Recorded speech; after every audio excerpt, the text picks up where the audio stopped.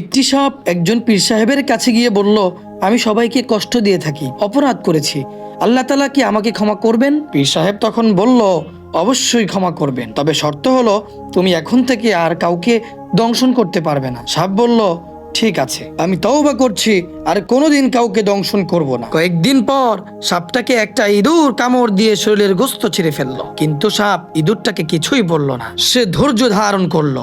হঠাৎ একদিন পীর সাহেব দেখেন সাপটি ক্ষতবিক্ষত শরীর নিয়ে তার সামনে হাজির। পীর সাহেব দেখে বললেন, কি ব্যাপার, তোমার শরীরের এই অবস্থা কেন?